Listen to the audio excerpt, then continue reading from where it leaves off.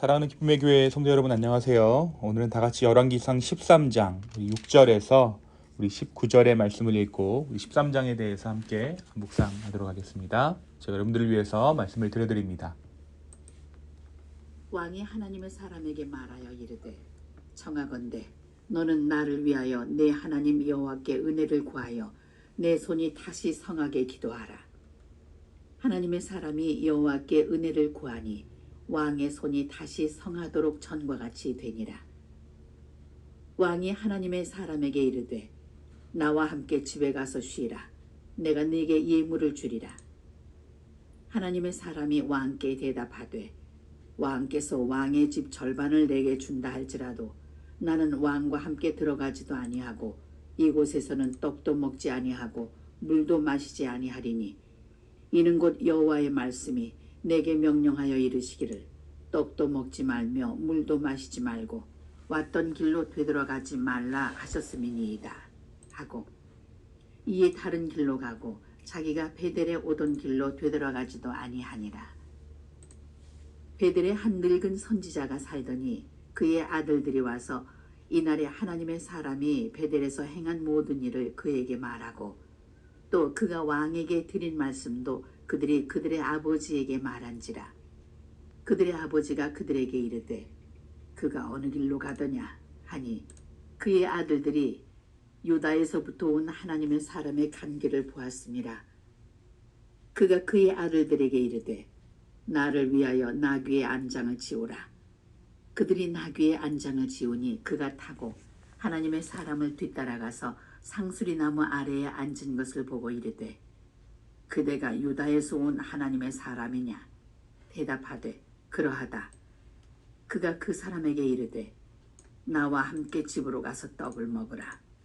대답하되 나는 그대와 함께 돌아가지도 못하겠고 그대와 함께 들어가지도 못하겠으며 내가 이곳에서 그대와 함께 떡도 먹지 아니하고 물도 마시지 아니하리니 이는 여호와의 말씀이 내게 이르시기를 내가 거기서 떡도 먹지 말고 물도 마시지 말며 또 내가 오던 길로 되돌아가지도 말라 하셨음이로다. 그가 그 사람에게 이르되 나도 그대와 같은 선지자라. 천사가 여호와의 말씀으로 내게 이르기를 그를 내 집으로 데리고 돌아가서 그에게 떡을 먹이고 물을 마시게 하라 하였느니라 하니 이는 그 사람을 속임이라. 이에 그 사람이 그와 함께 돌아가서 그의 집에서 떡을 먹으며 물을 마시니라. 네, 아멘입니다. 네, 우리가 지난 금요일 우리 말씀을 통해서 열왕기상 12장의 말씀을 묵상했습니다. 열왕기상 12장은 다름 아닌 왕국의 분열이 북이스라엘과 남유다로 왕국이 어떻게 분열되었는가, 분열이 어떻게 시작되었는가에 대한 말씀이었죠.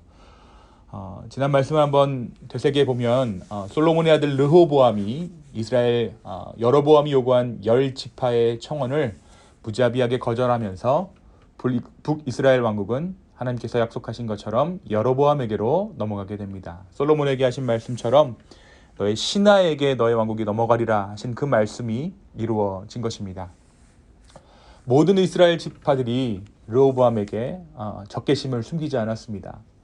그런데 그 모든 이스라엘 지파들이 솔로몬의 아들 르호보암에게 적개심을 숨기지 않는 와중에 유다 지파만은 르호보암을 왕으로 섬겼습니다.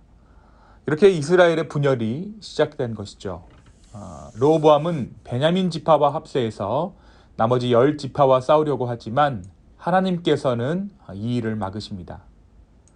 한편 하나님께서는 여로보암에게 이렇게 말씀하셨습니다. 너가 만일 내가 명령한 모든 일에 순종하고 내 길로 행하며 내 눈에 합당한 일을 하며 너의 종 다윗이 행한 같이 내 율례와 명령을 지키면 내가 너와 함께 있어 내가 다윗을 위하여 세운 것 같이 너를 위하여 견고한 집을 세우고 이스라엘을 너에게 주리라. 르호보암에게 이 말씀을 하신 것이 아니라 솔로몬의 아들 르호보암에게 이 말씀을 하신 것이 아니라 여로보암에게 하나님께서 이 말씀을 주세요. 그러니까 다윗 언약을 물려받을 자로 하나님께서 여로보암을 생각했던 것입니다. 그런데 여로보암이 그 명령에 순종하지 않습니다.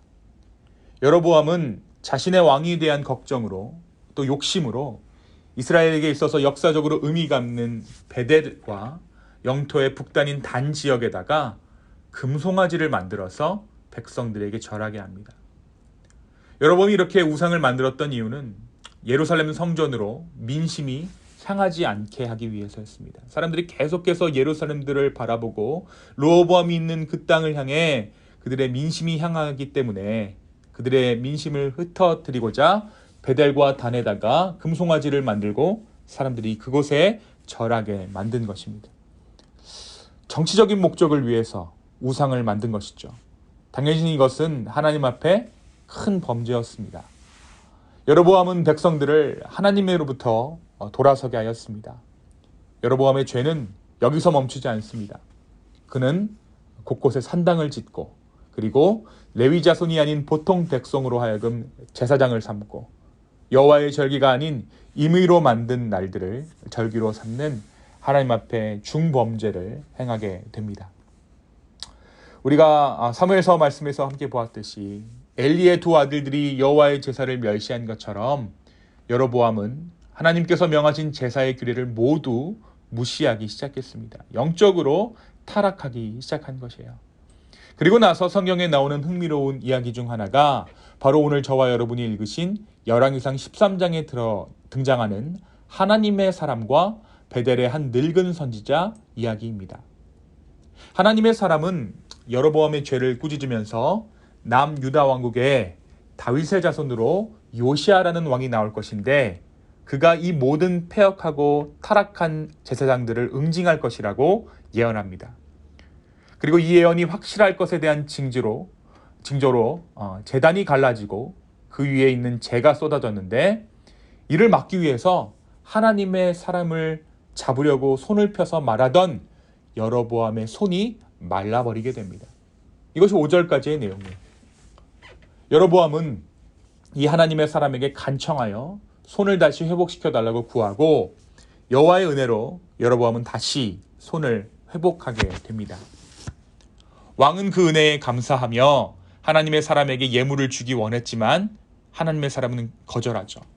이 하나님의 사람이 이렇게 말합니다. 왕께서 왕의 집 절반을 준다고 할지라도 나는 왕과 함께 들어가지도 아니하고 이곳에서는 떡도 먹지 아니하고 물도 마시지 아니하리니 이는 곧 여호와의 말씀이 내게 명령하여 이르시기를 떡도 먹지 말며 물도 마시지 말고 왔던 길로 되돌아가지 말라 하셨음이니이다. 열왕기상 13장에 등장하는 이 하나님의 사람, 늙은 선지자, 이 여로보암의 이야기의 가장 큰 핵심이 이 마지막 절 9절 가운데 드러나 있습니다. 왔던 길로 되돌아가지 말라. 이것은 분명한 하나님의 메시지였어요. 여로보암에게 행하신 메시지이기도 했고 이 젊은 선지자, 이 하나님의 사람을 향한 메시지이기도 했습니다. 결코 되돌아가지 말라. 이 하나님의 사람은 죄의 길로 되돌아간 여로보암을 책망하기 위해 왔고 자기 자신도 말씀에 순종하여 다른 길로 가고 베델에 오던 길로 되돌아가지 않았습니다. 그런데 이 이야기를 전해 들은 한 늙은 선지자가 있었습니다. 이 선지자가 자기의 아들들로부터 이 이야기를 듣죠. 그런데 왜 그렇게 했는지는 모르지만 이 늙은 선지자가 이 하나님의 사람의 뒤를 뒤쫓아가서 그를 발견한 후에 이렇게 제안합니다. 가던 길을 돌이켜서 우리 집으로 와서 자기와 함께 식사를 하자라는 것이었습니다. 그러나 이 하나님의 사람은 하나님의 말씀을 어겨 돌아갈 수 없다라고 이 청 역시 거절합니다. 그런데 그러자 이 늙은 선지자가 무엇이라고 말합니까? 나 역시 하나님의 사람이다. 나 역시 하나님의 음성을 들었는데 분명 하나님께서 당신을 대접하라고 했다라는 말로 이 하나님의 사람을 설득해요. 결국 이 하나님의 사람은 이 늙은 선지자의 말을 믿고 동행하게 됩니다. 그리고 어떤 일이 일어납니까? 이 젊은 선지자가 이 하나님의 사람이 대접을 받고 돌아가는 길에 사자에게 물려 죽는 일이 발생합니다. 하나님의 명령을 어긴 이 하나님의 사람을 하나님께서 심판하신 것이죠. 사랑하는 성도 여러분, 그리고 나서 이제 여로보암이 계속해서 악을 행하는 것, 그가 그 젊은 선지자에게, 젊은 하나님의 사람에게 약속했던 것을 지키지 않고 이전의 죄의 길로 되돌아가서 북이스라엘 가운데 죄가 성행하는 것들을 이 13장이 전하고 있습니다. 34절에 이렇게 여로보암이 최후를 전합니다. 이 일이 여로보암 집의 죄가 되어 그 집이 이 땅 위에서 끊어져 멸망하게 되니라. 죄로 되돌아간 여로보암의 가문이 완전히 멸망하게 된 것입니다. 사랑하는 기쁨의 성도 여러분, 오늘 말씀은 우리에게 무엇을 말해주고 있을까요? 오늘 말씀은 우리에게 악한 길로 돌아가지 말라라고 분명하게 말하고 있습니다. 이 하나님의 사람의 죽음은, 그리고 여로보암의 죽음은 하나님의 명령을 어기고 왔던 길로 돌아가 버린 자들의 최후가 어떠한 것인가를 너무나도 명확하게 보여주고 있습니다. 그것은 처참한 죽음입니다. 우리는 모두 죄악된 길에서 주님의 인도하심을 받아 새로운 길을 걸어가고 있는 사람들입니다. 하지만 종종 우리는 우리가 왔던 그 길로 돌아가고 싶은 유혹을 느낍니다. 그런데 어떠한 연유로 우리가 그러한 유혹을 느끼게 됩니까? 오늘 말씀은 또 다른 하나님의 뜻이라고 그 이유를 설명하고 있어요. 이 늙은 선지자가 하나님의 사람을 대접하고자 했을 때 그는 거짓된 이야기를 가지고 젊은 선지자를 꼬입니다. 그 또한 하나님의 사람이고 하나님의 뜻을 받았다라는 것이죠. 그렇습니다. 우리가 오래 신앙생활하다 보면 우리의 마음의 욕심과 하나님을 향한 그 신앙이 만나서 우리의 욕심이, 우리의 뜻이 원하는 대로 행하기를 바라는 마음이 생깁니다. 그리고 그 위에 무엇을 덧입히냐면 하나님의 뜻이다라는 것을 덧입히게 돼요. 내가 믿어보니까 하나님이 그렇게 편협한 분이 아니시더라. 내가 원하는 대로 해도 용납해 주시는 그런 하나님이시더라. 그러면서 또 다른 하나님을 들먹이게 된다는 것입니다. 사랑하는 성도 여러분, 우리가 유혹받는 것은 다른 어떤 것이 아니라 우리가 만들어낸 하나님의 뜻이라 유혹하는 거짓된 메시지들입니다.